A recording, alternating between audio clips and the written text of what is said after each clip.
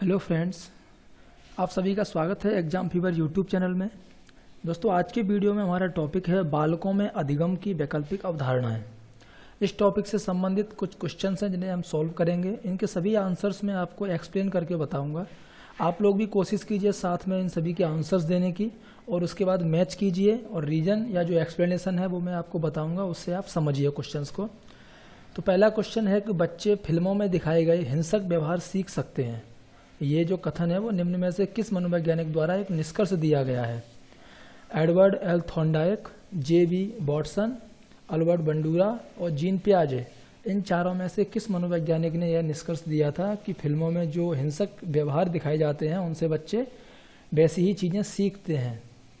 तो option number 3 में जो अल्बर्ट बंडूरा नाम है सही ऑप्शन है, क्योंकि अल्बर्ट बंडूरा के अनुसार अवलोकनात्मक अधिगम विधि द्वारा वातावरण से व्यवहार सीखा जाता है और बच्चों की विकासशील बुद्धि को प्रभावित करने में टीवी सबसे ज़्यादा एक प्रभावशाली माध्यम हो सकता है।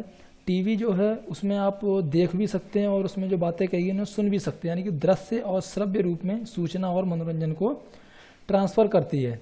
और बच्चे टीवी में जो एक्टर्स या एक्ट्रेस होते हैं उनको ही अपने रोल मॉडल के रूप में देखने लगते हैं और उनके नक्शे कदम पर चलने का प्रयास करते हैं। यानी कि ऑप्शन नंबर 3 है अल्बर्ट बंडूरा। उनके कथन के जो निष्कर्ष के अनुसार बच्चे फिल्मों में दिखाए गए हिंसक व्यवहार सीख सकते हैं, सही आंसर होगा 3। अगला क्वेश्चन है नंबर 2, समय के साथ बच्चों में होने वाले संभाषण का विकास निम्न में से किस पर केंद्रित है? व्यवहारात्मक, सांस्कृतिक, बौद्धिक और सामाजिक। तो बाल विकास संभाषण के समय बच्चे में होने वाले व्यवहारात्मक बदलाव की पहचान करने को दर्शाता है। यानी कि जो संभाषण का विकास है वो उसके बच्चे के अंदर व्यवहारात्मक जो चेंजेज हो रहे हैं, जो बदलाव हो रहे हैं, उनकी पहचान करने को दिखाता है और यह बताता है क्यों और किस प्रकार बच्चा विशेष बदलाव से गुजर रहा है और किस प्रकार उसका विकास इस परिवर्तन से प्रभावित होता है। यानी कि समय के साथ बच्चों में होने वाले संभाषण का विकास किस पर केंद्रित है? व्यवहारात्मक विकास पर केंद्रित है। तो 2 का ऑप्शन नंबर 1 सही होगा।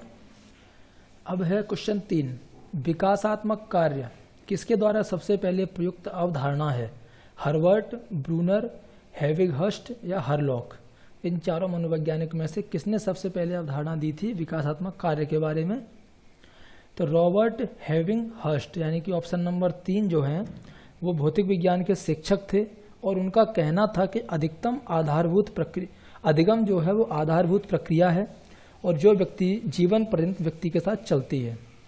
जैसे कि विकास होता है वैसे ही अधिगम होता है, आपको मालूम है। और इनके अनुसार वृद्धि और विकास 6 चरणों में होता है, जैसे कि शैशवावस्था और प्रारंभिक बचपन के बीच विकास कार्य, मध्य बचपन के बीच विकास कार्य, किशोरावस्था के बीच विकास कार्य, प्रारंभिक वयस्कता के बीच विकास कार्य, मध्य आयु के बीच विकास कार्य और परिपक्वता बाद के विकास कार्य। तो कहने का मतलब है जो विकासात्मक कार्य है वो रॉबर्ट हेविगहर्स्ट इनके द्वारा सबसे पहले प्रयुक्त अवधारणा है। एक्सप्लेनेशन आपको समझ में आ गई होगी। रॉबर्ट जो हेविगहर्स्ट है वो कौन थे? भौतिक विज्ञान के टीचर थे और उनका ही बोलना था कि जो अधिगम है वो एक आधारभूत प्रक्रिया है और उन्होंने जो 6 स्टेप बताए थे विकास की अवस्था के, उनके बीच में जो विकास के कार्य हैं उनके बारे में बताया था। क्वेश्चन 3 का ऑप्शन नंबर 3 सही होगा। क्वेश्चन 4, शिक्षार्थियों का स्वनियमन संदर्भित करता है स्व अनुशासन के माध्यम से अपने स्वयं के अधिगम की निगरानी करना, छात्रों के व्यवहार के लिए नियम बनाना, छात्र निकाय द्वारा बनाए गए नियम विनियम, या फिर अपने सीखने का स्वयं पर्यवेक्षण करने की उनकी योग्यता।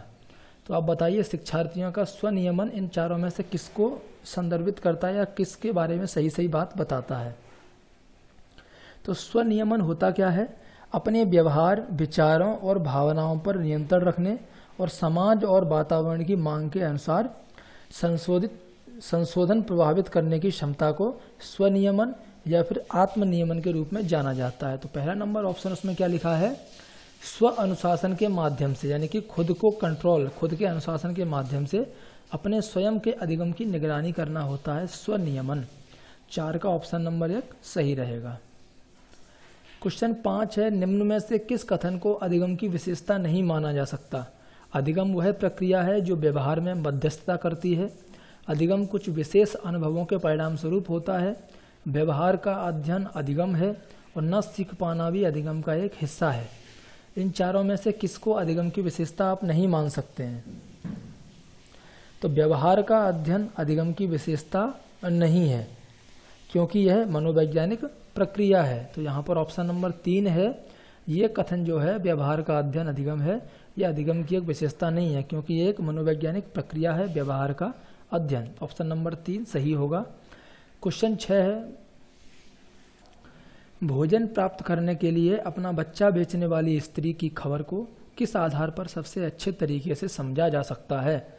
एक जो ये खबर है कि भोजन प्राप्त करने के लिए अपना बच्चा बेचने वाली स्त्री, तो इस खबर को आप किस आधार पर सबसे अच्छी तरीके से समझ सकते हैं? मनोविश्लेषणात्मक सिद्धांत द्वारा, पदानुक्रमिक आवश्यकताओं का सिद्धांत, या मनोसामाजिक सिद्धांत, पुनर्वलित आकस्मिकताओं का सिद्धांत?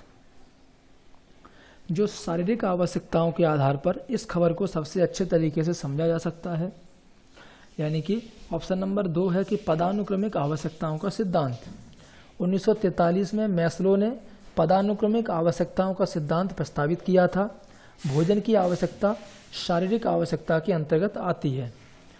तो जो शारीरिक आवश्यकताओं के लिए जो 1943 में मनोवैज्ञानिक मैस्लो ने एक जो सिद्धांत था पदानुक्रमिक आवश्यकताओं का सिद्धांत, वो प्रतिपादित किया था। तो यहाँ पर जो भोजन के बारे में बात करी गई है, यानी कि शारीरिक जरूरत के लिए उसने बच्चे को बेचा है, तो ये भी पदानुक्रमिक आवश्यकताओं के सिद्धांत से ही संबंधित है, इसी से अच्छी तरीके से समझी जा सकती है।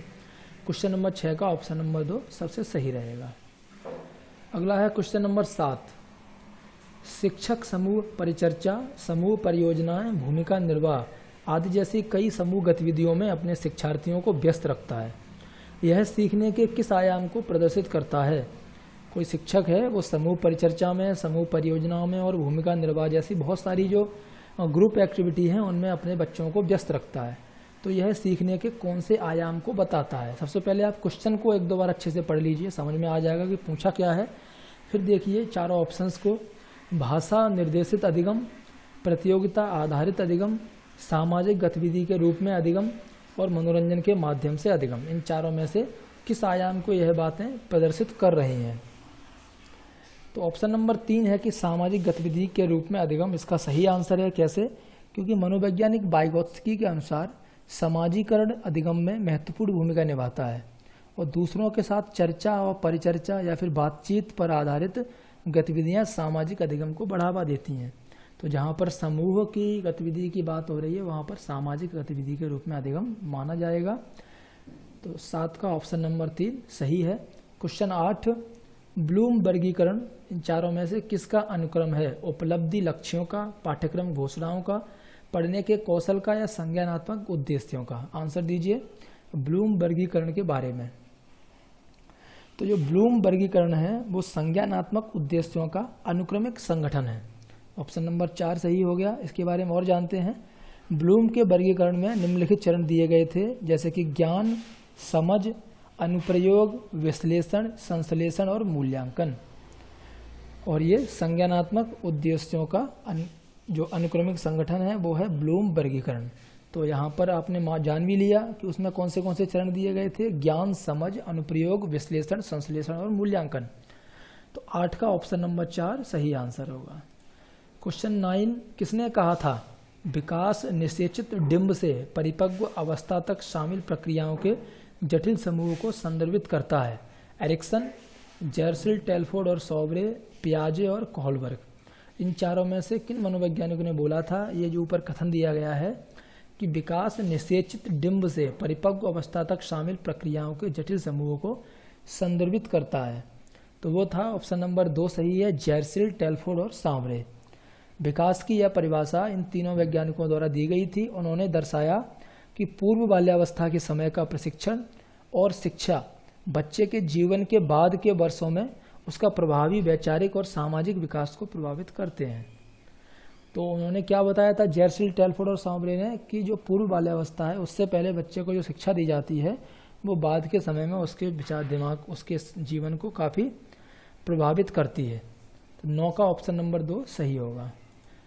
क्वेश्चन नंबर 10, एक अध्यापक विद्यार्थियों को अलग अलग प्रकार के कार्य प्रदान करता है। वह विश्वास करता है कि विद्यार्थी एक जैसा कार्य दिया जाना पसंद नहीं करते।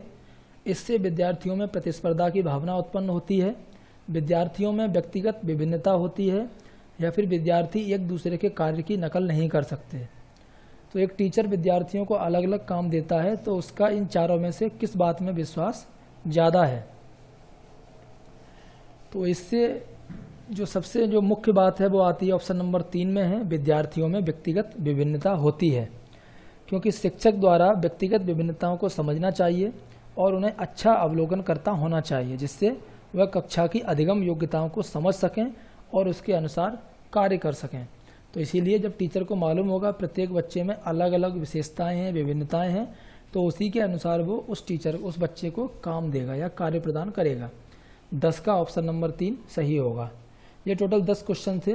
आपके कितने आंसर सही हुए कमेंट करके बताएं। वीडियो आपको कैसा लगा हो आप मुझे कमेंट करके बता सकते हैं। कोई भी डाउट होता है वीडियो को लाइक कीजिए और शेयर कीजिए।